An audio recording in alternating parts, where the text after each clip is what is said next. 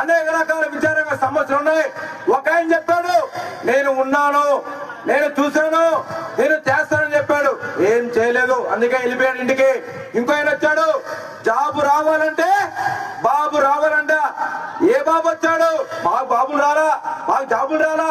ఈ బాబు అయితే సీఎం అయ్యాడు. కాబట్టి ప్రియమైన విద్యార్థి మిత్రులారా, మనం ఆలోచించాలి. చాలా మంది మహిళా విద్యార్థులు వచ్చారు. ఒక ఆయన పెద్ద చెప్పాడు, అచ్చేదిన్ ఆయేక అన్నాడు.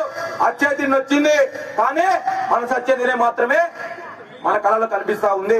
ప్రేమన మీ విద్యార్థి మిత్రులారా, అచ్చేదిన్ ఆయేక అంటే నేను వస్తానే, మంచి రోజులు వస్తాయి, మంచి రోజులు వస్తాయి అన్నాడు. కానీ మంచి రోజులు రాలా.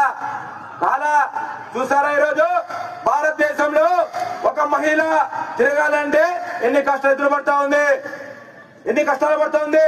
చదువుకోవాలంటే ర్యాగింగ్, రోడ్డు మీద తిరగాలంటే అత్యాచారాలు, లేకపోతే ఒకటి మన దగ్గర భారతదేశ సర్వసత్తాక సామ్యవాద లౌకిక ప్రజాస్వామ్యం అని చెప్పారు. ఈ భారతదేశంలో ఉందా అని చెప్పి అడుగుతూ ఉన్నా ప్రేమ విద్యార్థి మిత్రులారా. అంతేకాదు, మహాత్మా గాంధీ ఒక మాట చెప్పాడు. ఏమని చెప్పాడు? ఒక మహిళ అర్ధరాత్రి సరే స్వేచ్ఛగా తిరగాలని చెప్పారు. ఇలా తిరుగుతున్నామా? ఎక్కడికి పోయిన అత్యాచారాలు, మానభంగాలు ఇంకో రకంగా పోతా ఉన్నాయి.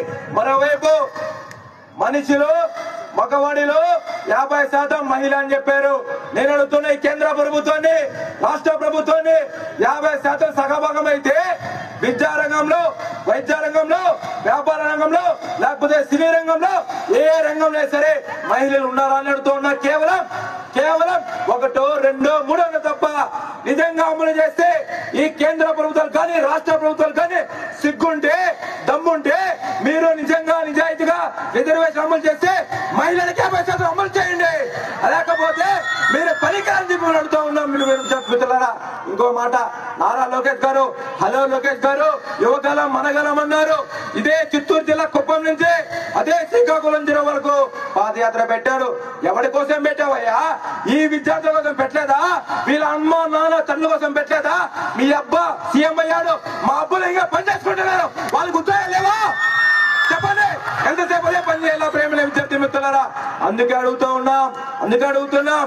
మనం చదువుకుంటున్నాం, చదువు కోసం పోరాటం చేయాలి. స్కాలర్షిప్ లేవు, రీఎంబర్స్మెంట్ లేవు, తల్లికి వందనం అంట. ఏ తల్లికి ఇచ్చారండి? 15,000. నీకు ఇచ్చిన 13,000. దాంట్లో కూడా కరెంట్ ఛార్జీలు, ట్రావెల్స్, అవి ఉన్నాయి అన్ని చెప్పేసి మొత్తం చేశారు. ప్రేమైన విద్యార్థి మిత్రులారా, మీరందరూ ఆలోచించాలి. మన విద్యార్థులు వెనకాల చాలా మంది అబ్బాయిలు, మీరు ఆలోచించాలి. ఈ రోజు నారాయణ చైతన్య భాషలో చదువుతున్నాం. ఎక్కడ చదివినా మీరు